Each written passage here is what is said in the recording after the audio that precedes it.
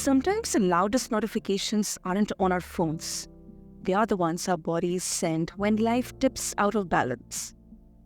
Today, listeners, on this episode of the Cosmic Confluence, we are getting honest about that. Well, I am Sana, your host as always, and this is the podcast where we bridge the spiritual, scientific, and the strongly felt. My guest, Colin Corby, technologist, TEDx speaker, endurance athlete, and founder, CEO of Technology Wellbeing Ltd, Colin has lived tension between high performance and human pace, and what it really connected to self, to others, and to the world, to this cosmos we move through. So, Colin, welcome to the show, and as always, it is such an honor to have you here with us. Thank you very much for inviting me. Very pleased to be here. Okay, Colin, let's talk about the origin story here without any hype or anything here. When did you realize, your work, your relationship with technology, it was costing you your well-being, and like, did you get to understand it through any signal that your body was giving, or any kind of moment or event? Yes, I've been very fortunate in working in some great technology companies and working on lots of world-first technologies. And I've had great jobs and worked with some wonderful people. But in my mid-30s, I suffered stress, but it wasn't really talked about in those days. And for me, how it manifested itself was that I would become stressed and my heart rate would increase, but it would keep increasing up to the point where I used to see some stars, and occasionally I used to pass out. And so it was quite a dramatic signal that something was wrong. So I had all the usual tests. Nothing came up. And then I decided, well, what can I do myself to help?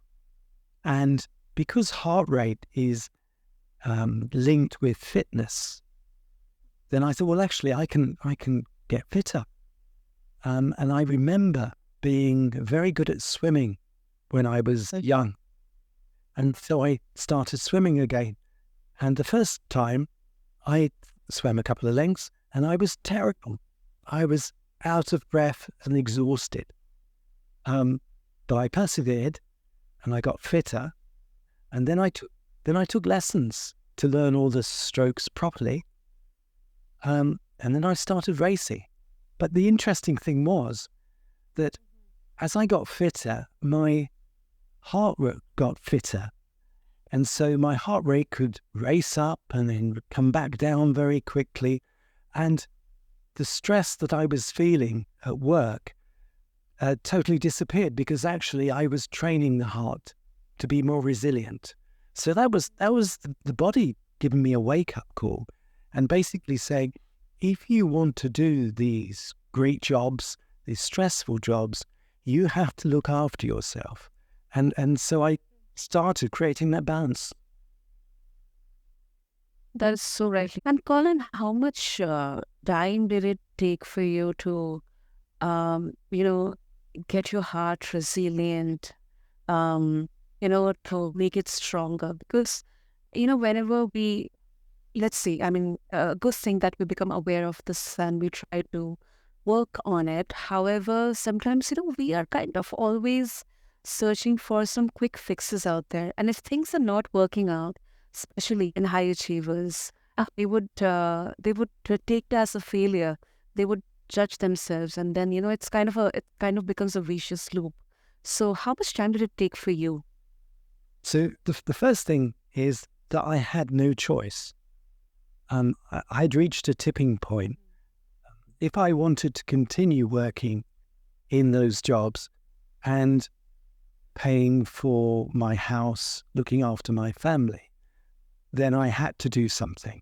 So I was in a situation where I had no choice. But you're absolutely right.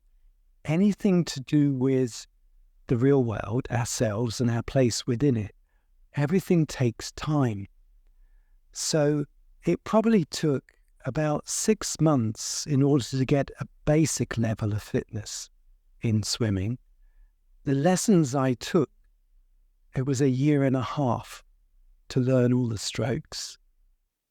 And then I started swimming in master swimming clubs and then started races. So probably about 3 years. So it wasn't a quick fix. But in my case, I was, in a sense, lucky because I had no choice. I couldn't give up. I understand that, Colin. I understand that.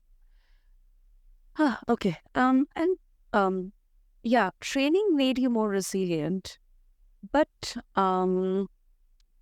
did it ever mask the problem, by letting you tolerate unhealthy tech habits longer?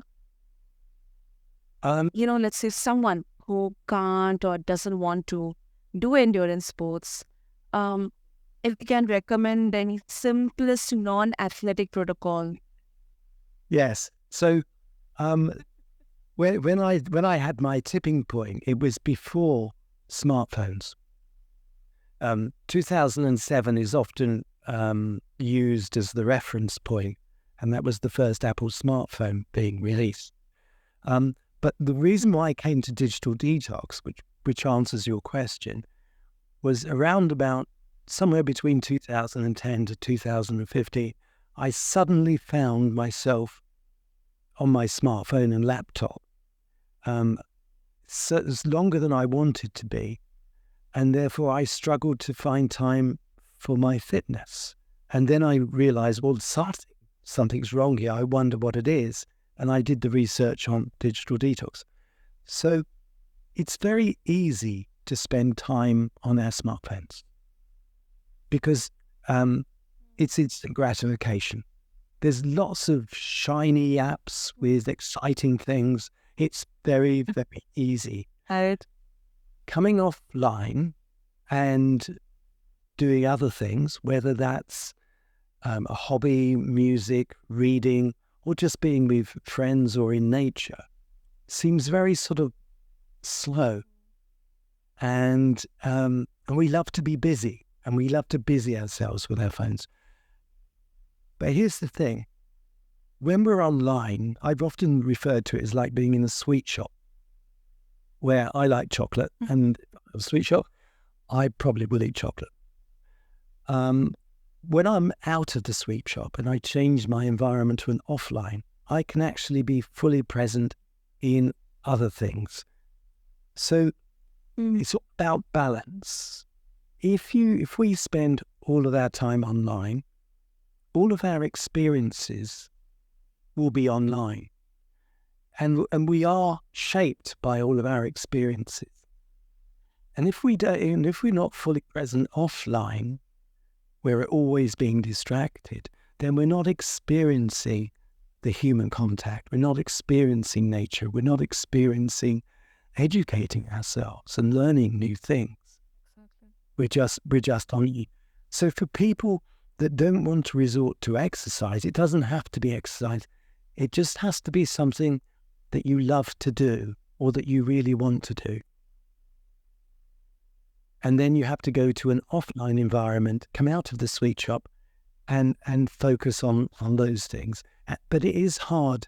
It is like exercise because on the first day you try and do exercise, it's hard. You can't run a marathon on day one.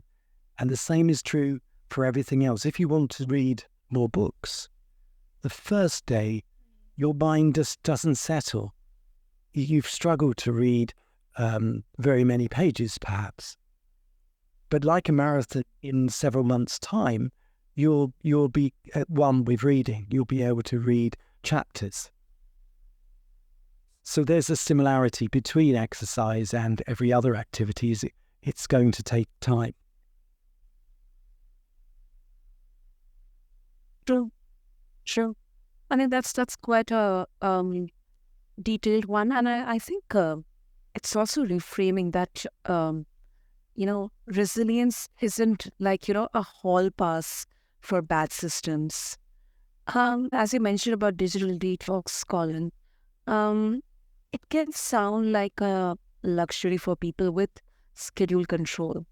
Um, you know, for me, as a podcaster, I don't think that is always possible, but I would still try. I'm still hopeful for that. So Colin is asking workers to unplug off hours, just shifting the burden from systems to individuals. Well, I think it is quite easy, and I'll give a very simple example. When we're offline, we're being bombarded by visual images, notifications, apps, great videos of cats, for example, or whatever it happens to be. But they're all visual experiences, so we're always focusing on the visual. The simplest way to do a detox, digital detox, is just close your eyes. Just close your eyes for perhaps a minute, and you immediately shut off all those external visual stimulations. And the effect of just shutting your eyes means that all of a sudden you can hear your breathing. You've got time to think.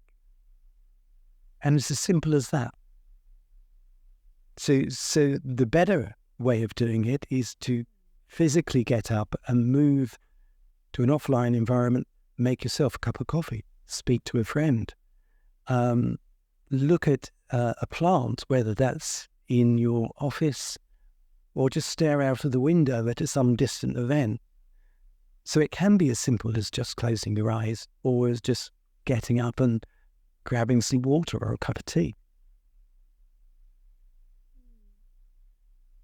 Yeah, I mean, that's beautiful. That's beautiful. And it's simple, but I also think that it would need a consistency and, first of all, that acknowledging that, yes, this is something I need to do for myself, and then, of course, for everyone else around me as well.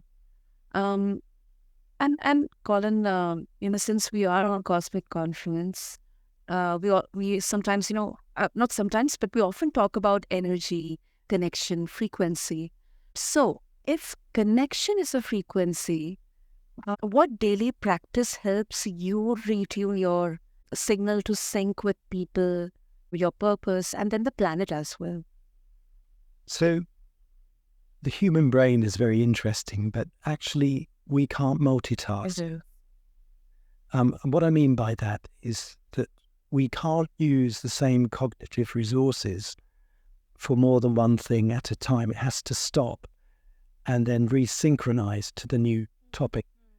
There was a lovely book called The Memory Illusion by Julia Shaw, and she described the brain as like an orchestra, but it can only play one tune at a time.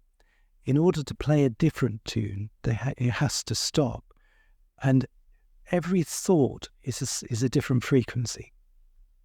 So it's lots of stop-starting, but the result of this stop-starting is that it creates stress if we multitask all day, and it's not as productive.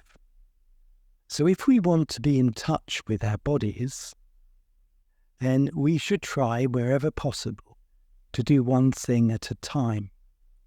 And so our thought processes are synchronized to do one thing at a time.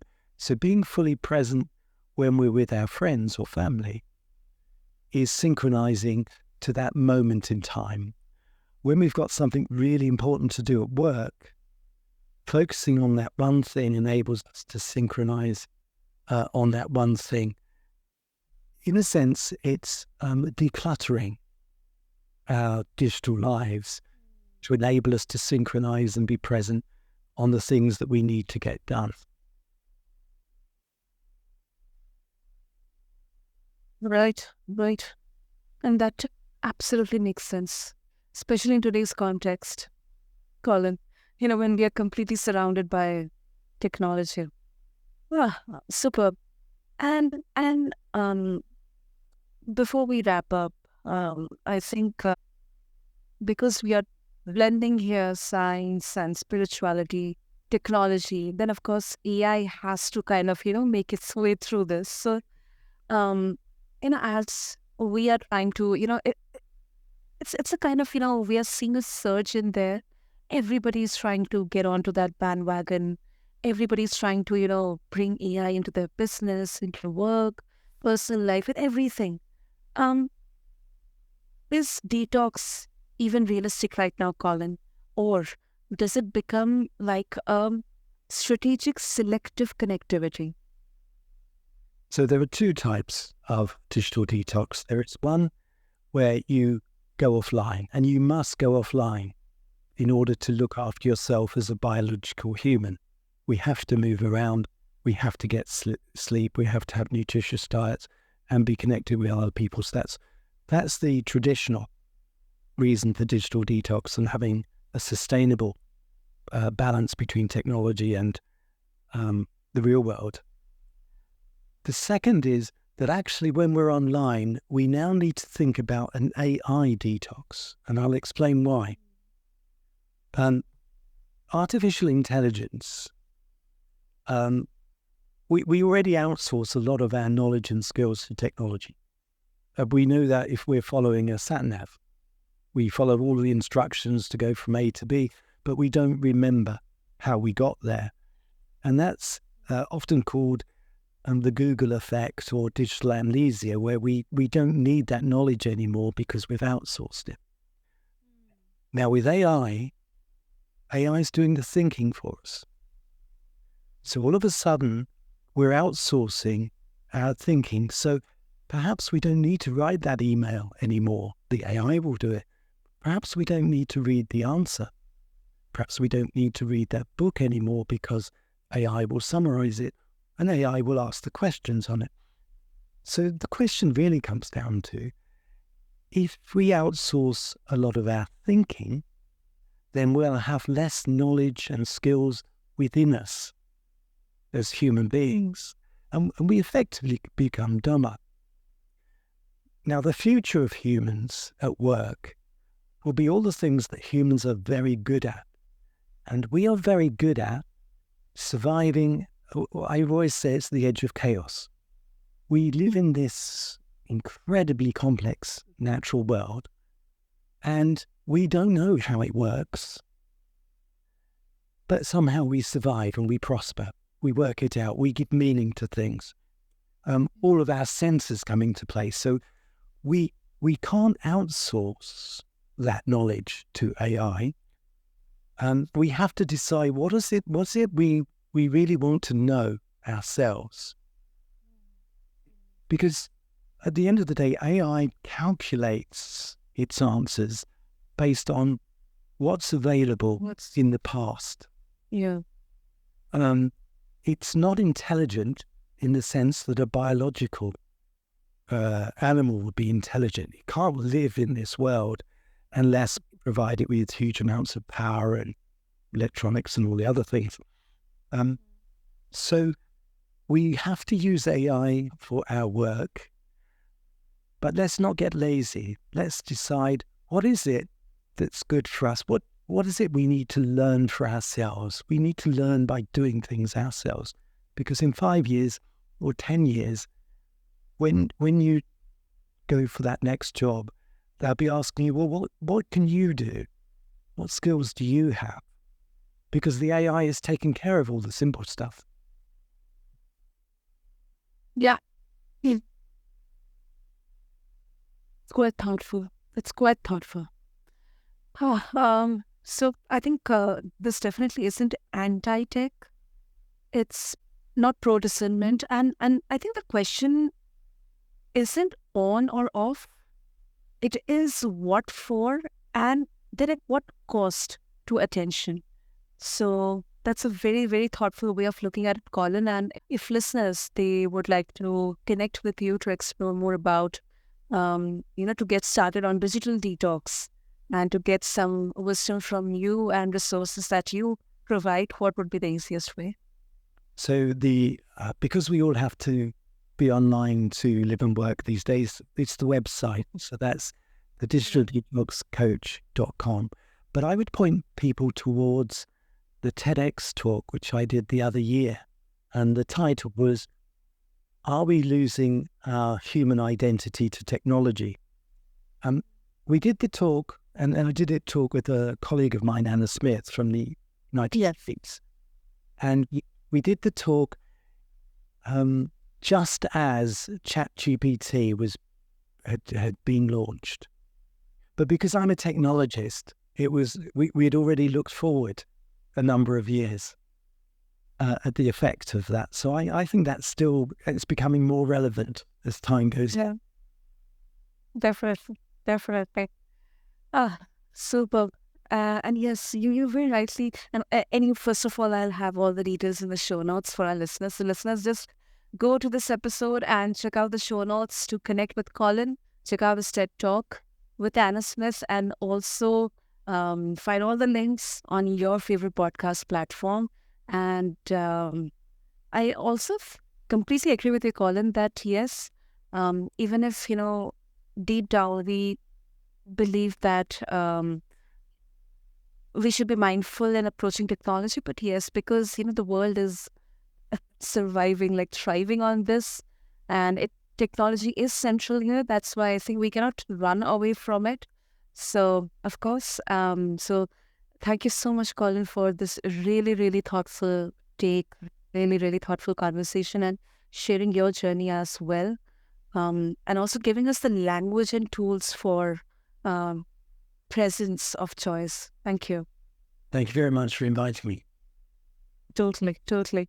And listeners, I think presence isn't the absence of technology.